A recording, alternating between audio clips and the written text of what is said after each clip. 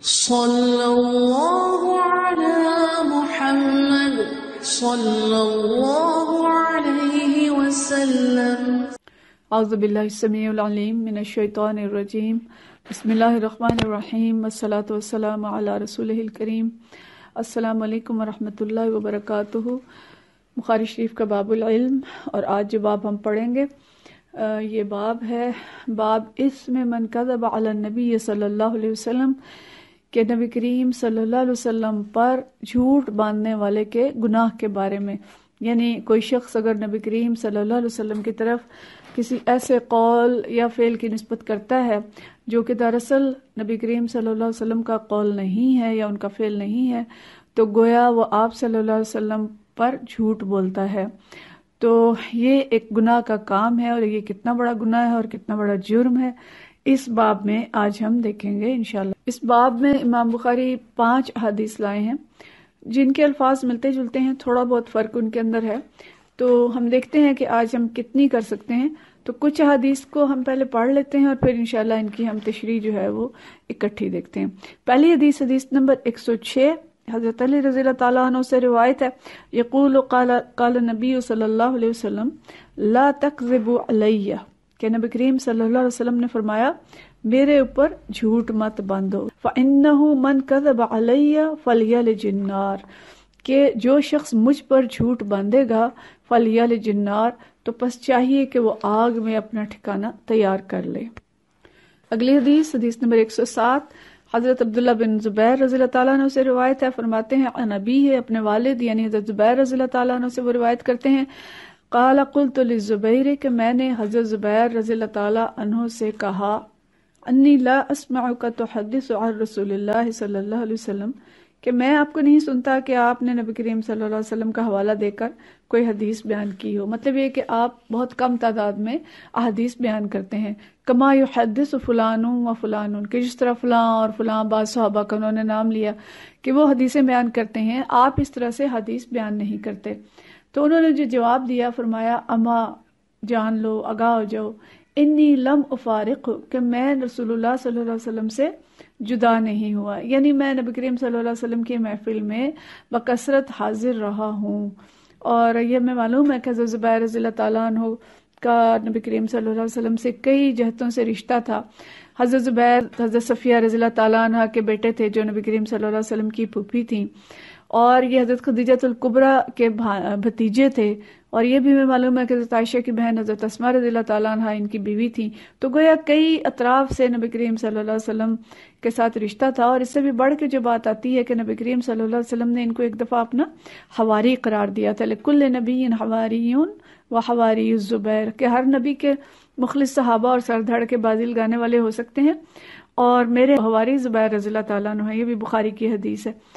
تو اتنے سارے رشتے تھے اور ہر وقت موجود رہتے تھے، لیکن وہ فرماتے ہیں ولیکن سمعتہ یقول، لیکن میں نے رسول اللہ صلی اللہ علیہ وسلم کو یہ فرماتے سنا تھا، من کذب علی فلیتبوأ مقعدہ من النار، کہ جو شخص مجھ پر جھوٹ باندھتا ہے پس چاہیے کہ وہ اپنا ٹھکانہ جہنم میں بنا لے۔ اسی طرح جو اگلی حدیث ہے، حدیث نمبر 8، یہ حضرت انس رضی اللہ تعالیٰ عنہ سے روایت ہے، اور وہ فرماتے ہیں قال انہ لیمنعنی ان احدثکم حدیثا کثیرا، کہ مجھے جو چیز منع کرتی ہے کہ میں بہت ساری حدیث نبی کریم صلی اللہ علیہ وسلم سے بیان کروں، ان النبی صلی اللہ علیہ وسلم قال، کہ نبی کریم صلی اللہ علیہ وسلم نے یہ فرمایا تھا، من تعمد علیہ کذبا، کہ جس شخص نے جان بوجھ کر مجھ پر جھوٹ باندھا، فلیتبوأ مقعدہ من النار،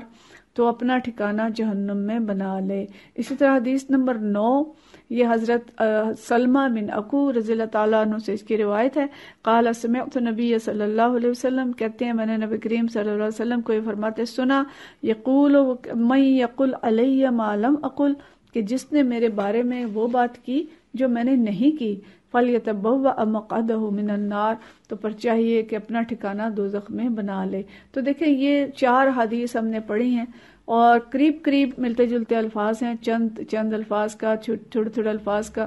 اس میں شروع میں فرق ہے، لیکن اگلا حصہ تقریباً ایک ہی ہے سب حدیث کا، کہ جو شخص نبی کریم صلی اللہ علیہ وسلم پر جھوٹ باندھے گا وہ اپنا ٹھکانہ دوزخ میں بنا لے۔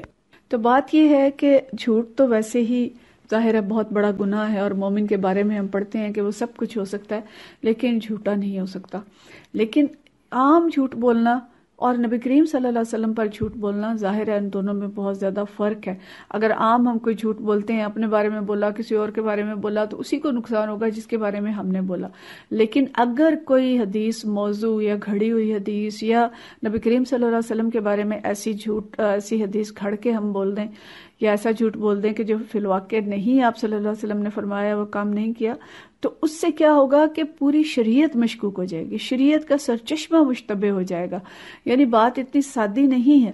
بلکہ یہ بات بہت گہری ہے کہ اس سے گویا حلال اور حرام میں فرق ہو جائے گا، کہ جو چیز نبی کریم صلی اللہ علیہ وسلم نے نہیں فرمائی ہم اس کی حرمت بیان کر رہے ہیں، جس کو آپ نے حلال قرار نہیں دیا اس کی حلت بیان کرنے لگ جائے، تو اس لیے یہ بہت بڑا گناہ ہے۔ اور اسی کے بارے میں اتنی سختی ہے کہ جو کوئی جان بوجھ کے جھوٹ بولے گا اور دانستہ جھوٹ بنتا ہے، گھڑتا ہے حدیث کو، موضوع حدیث بناتا ہے، تو اس کا جو ٹھکانہ ہے وہ جہنم ہے۔ اور ایک بات تو یہ ہوگی، دوسری بات یہ ہے کہ اگر کوئی جان بوجھ کے جھوٹ تو نہیں بولتا، وہ حدیث گھڑتا بھی نہیں ہے، لیکن وہ بغیر تحقیق کے اور بغیر یہ جانے کہ یہ جو میسج ہمیں ملا ہے یا حدیث ہمیں ملی ہے یا کسی نے بیان کی ہے یہ واقعی رسول اللہ صلی اللہ علیہ وسلم کی طرف ہے،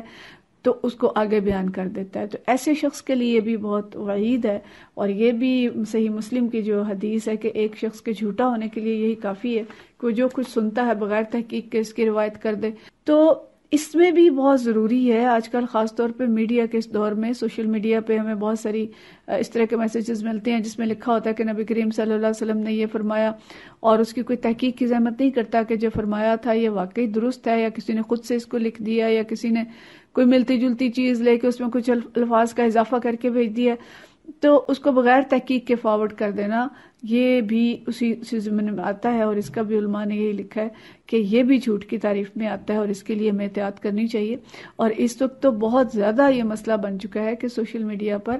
اس طرح کے احادیث بھیجی جا رہی ہیں جن کا سرے سے کوئی جواز ہی نہیں ہے، اور کسی حدیث کی کتاب میں وہ ملتی ہی نہیں ہے۔ مثال کے طور پہ یہ جب مہینوں کی فضیلت کے بارے میں آ جاتا ہے، جس نے ربیع الاول کی سب سے پہلے بشارت دی اس کے لیے خوشخبری ہے، جس نے رمضان کی بشارت دی اس کے لیے خوشخبری ہے، تو اس قسم کی کوئی حدیث کہیں موجود نہیں ہے۔ تو اس طرح کی کئی چیزیں ہیں، اور ہمیں کوئی بھی ایسی چیز جس کے بارے میں لکھا ہو کہ یہ حدیث ہے یا آیت ہے اس کو تحقیق کے بغیر فارورڈ نہیں کرنا چاہیے، اور اس کی ہمیں بالکل دیکھ لینا چاہیے، جانچ لینا چاہیے۔ اب تو سب کے پاس میڈیا موجود ہے، گوگل موجود ہے، اس پہ آپ سرچ کر سکتے ہیں کہ یہ واقعی حدیث ہے کہ نہیں ہے، تو اس کو بغیر تسلی کے فارورڈ نہ کیا جائے، چاہے آپ کو وہ کسی کی طرف سے بھی ملے، یعنی نمبر لکھا ہے، اور بعض وقت میں نے یہ ریسرچ کی ہے کہ نمبر بھی نیچے لکھا ہوتا ہے لیکن وہ نمبر بھی غلط ہوتا ہے۔ تو اس لیے اس ضمن میں بہت زیادہ احتیاط کی ضرورت ہے کہ جب تک تحقیق ہو کہ تسلی نہ ہو جائے کہ یہ حدیث صحیح ہے اس وقت تک ہم اس کو فارورڈ نہ کریں۔ اور ساتھ جو یہ لکھا ہوتا ہے کہ جی آپ یہ بھیجیں گے تو آپ کو رات تک یہ معجزہ ہو جائے گا، اور آپ بھیجیں گے تو آپ کو یہ مل جائے گا، زور دے کے چیزوں کو بیان کیا گیا ہوتا ہے، تو حدیث کا معاملہ بہت نازک معاملہ ہے، اس سے پورے دین کی بنیادیں ہل جاتی ہیں۔ تو اور اسی کے ساتھ یہ کہ جو اس کے لیے سخت حکم ہے کہ ٹھکانہ دوزخ میں بن جائے گا اگر ہم ایسا کریں گے، تو اس میں ہمیں بہت زیادہ حدیث تحقیق کی، اور اس میں ہمیں بہت تحقیق کی ضرورت ہے۔ تو پہلی حدیث حضرت علی رضی اللہ تعالیٰ عنہ کے روایت شدہ تھی۔ حضرت علی رضی اللہ تعالیٰ عنہ بہت زیادہ احتیاط کیا کرتے تھے حدیث بیان کرنے میں، اور جتنے بھی اکابر صحابہ ہیں، حضرت عمر رضی اللہ تعالیٰ عنہ بھی بہت احتیاط کرتے تھے، اور اگر کوئی بلا تحقیق بیان کرتا تھا یا انہیں شک ہوتا تھا کہ ٹھیک نہیں ہے تو انہوں نے کوڑا پکڑا ہوتا تھا اور اس سے وہ دھمکاتے تھے۔ اور حضرت علی رضی اللہ تعالیٰ عنہ بھی اسی طرح بالکل تصدیق چاہتے تھے، اگر کوئی کہتا تھا کہ یہ حدیث ہے تو اس سے ثبوت مانگتے تھے کہ ثبوت بتاؤ کہ کیا ہے کہ یہ حدیث ہے جو تم بیان کر رہے ہو۔ اسی طرح جو اگلی حدیث ہمیں حضرت زبیر رضی اللہ تعالیٰ عنہ کے بارے میں مل رہی ہے، تو حضرت زبیر کا ہم نے دیکھا کہ اتنا قریبی رشتہ تھا نبی کریم صلی اللہ علیہ وسلم کے ساتھ، لیکن ان کی طرف سے بہت کم احادیث ہیں، اور وہ کہتے ہیں کہ میں اس لیے احادیث زیادہ بیان نہیں کرتا کہ مجھے ڈر لگتا ہے کہ کہیں زیادہ احادیث بیان کرنے میں مجھ سے کوئی غلطی نہ ہو جائے اور میں کہیں کوئی غلط بات نہ کر دوں۔ تو اس میں یہ سوال پیدا ہو سکتا ہے جی کوئی کہے کہ باقی صحابہ کرام نے بہت ساری حدیث بیان کی ہیں اور جن کی مثال خاص طور پہ ان کے بیٹے حضرت عبداللہ بن زبیر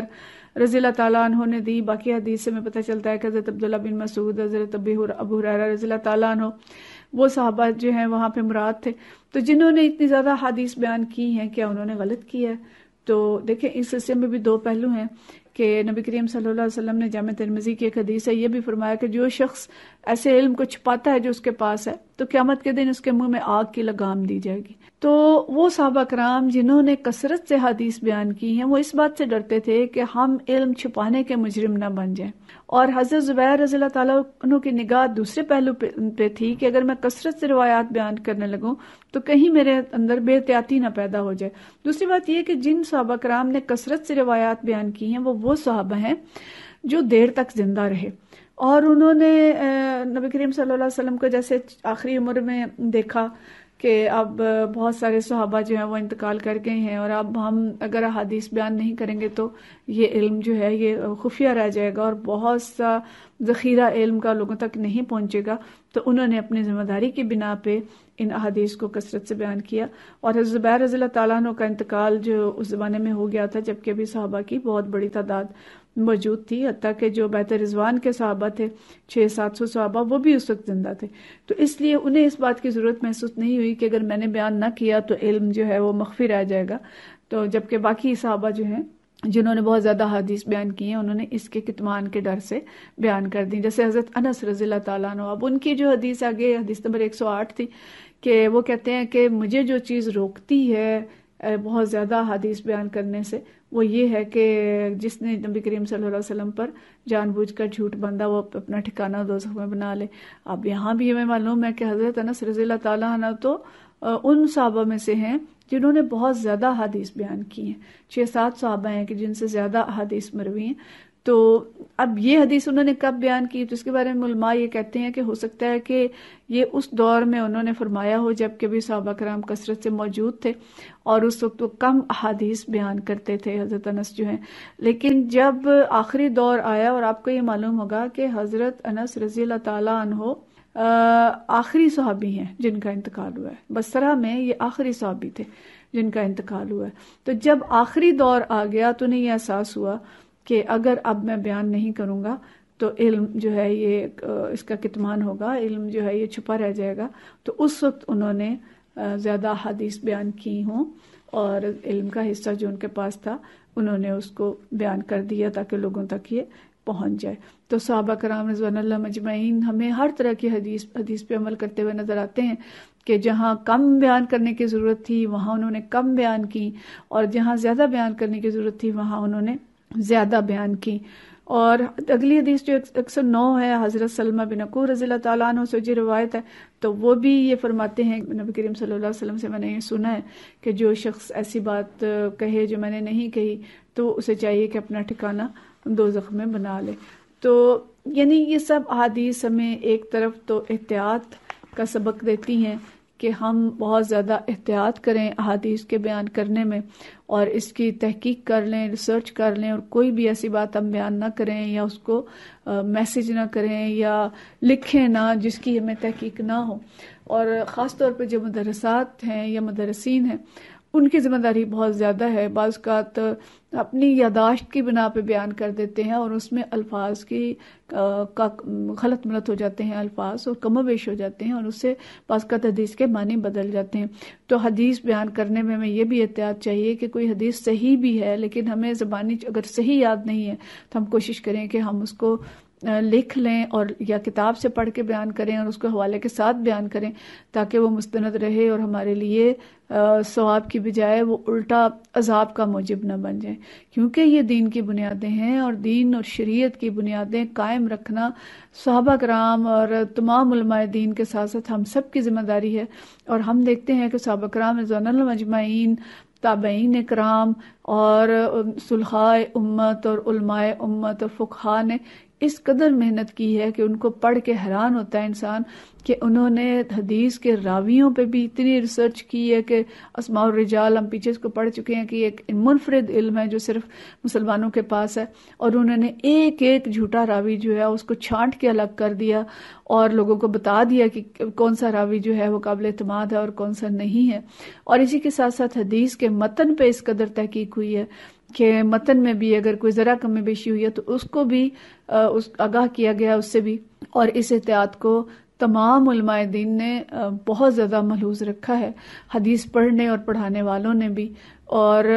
اس ضمن میں جو بے احتیاطیاں اب شروع ہو گئی ہیں یہ بہت فکر مندی کی ہیں، اور تمام علماء دین کی ذمہ داری ہے، اور سوشل میڈیا اور پرنٹ میڈیا جہاں کہیں بھی چیزیں فارورڈ ہوتی ہیں اس کے جو ذمہ داران ہیں ان کی ذمہ داری یہ بنتی ہے کہ ایسے اصول و ضوابط بنائیں، ایسے قوانین بنائیں کہ بغیر تحقیق کی چیزیں فارورڈ نہ ہوں، اور تمام پڑھنے والوں اور سننے والوں کی بھی یہ ذمہ داری ہے کہ وہ حدیث اور قرآن کے بارے میں کوئی چیز بھی جب لکھی جائے تو اس کی تحقیق کر لیا کریں، اور اس پہ غور و فکر کر کے اس کے صحیح ہونے کا یقین کر لیں، اور کوئی غیر تصدیق شدہ اور ایسی چیز جو کہ مشکوک ہو اس کو فارورڈ نہ کریں، اس کو بیان نہ کریں، تاکہ اللہ تعالی ہم سب کو دین کی حفاظت کرنے والوں میں شامل فرمائے، اور ہم سب کو آتش دوزخ سے بچائے، اور ہم سب کو اپنے پناہ میں لے لے کہ ہم کوئی ایسی بات کریں جو کہ نبی کریم صلی اللہ علیہ وسلم نے نہیں فرمائی۔ تو اللہ تعالیٰ ہم سب کا حامی و ناصر ہو، علم حاصل کرنے کی ہمیں توفیق عطا فرمائے کہ ہم صحیح اور غلط میں تمیز کر سکیں۔ تو اس کے لیے اپنے پاس علم ہونا ضروری ہے۔ تو ان جتنی بھی اس سے 3-4 باتیں نکلتی ہیں اس سب پہ عمل کرنا ہم سب کی ذمہ داری ہے۔ وآخر دعوانا ان الحمدللہ رب العالمین۔